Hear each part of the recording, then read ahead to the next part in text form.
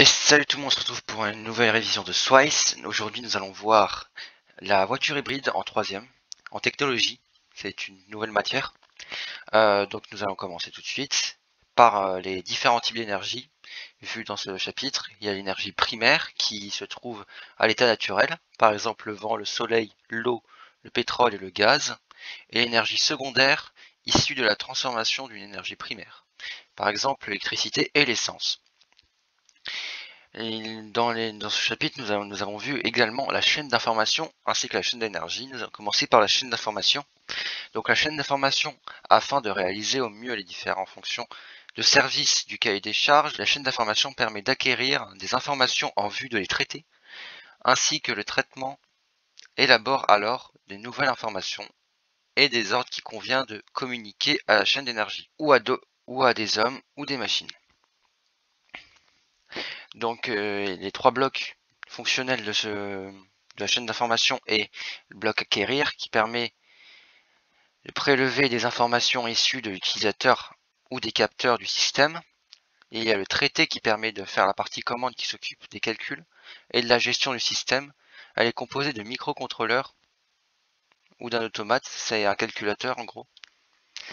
Et la partie communiquer qui se charge de communiquer à l'utilisateur ou au système les informations de la partie traitée.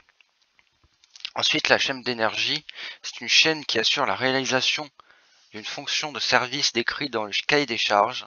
Elle est généralement utilisée et constituée par 4 fonctions génériques ou blocs fonctionnels: alimenter, distribuer, convertir et transmettre. Donc alimenter, ça permet de partir d'une sous-énergie, de la transformer et de la rendre disponible pour le système. Distribuer, c'est rendre cette fonction qui distribue l'énergie à tous les actionneurs du système. Convertir, cette fonction est réalisée pour un actionneur qui transforme la forme d'énergie, comme par exemple les vérins ou les moteurs, en une autre énergie. Et transmettre, qui est une fonction qui est réalisée par des ensembles mécaniques, embrayage, engrenage, crémaillère, permettant la liaison et l'adaptation de l'énergie issue de l'actionneur, moteur, vérin, etc., au système. Nous allons passer à la conclusion des chaînes. L'étude des chaînes fonctionnelles conduit à distinguer deux entités, la chaîne d'information et la chaîne d'énergie. Ces deux chaînes sont composées des fonctions génériques acquérir, traiter et communiquer pour la chaîne d'information et alimenter, distribuer, convertir et transmettre pour la chaîne d'énergie. Les avantages par exemple d'avoir un véhicule hybride, c'est qu'il utilise deux sources d'énergie pour leur propulsion. Soit elles sont utilisées en alternance, soit elles sont utilisées en même temps.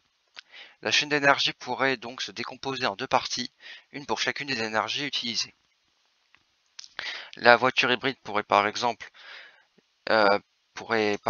aider à la diminution de la pollution atmosphérique, ainsi que la diminution de la pollution sonore dans les villes, l'économie financière et l'augmentation de la puissance lors d'efforts intenses. Merci d'avoir regardé cette vidéo, like, commentez, partage.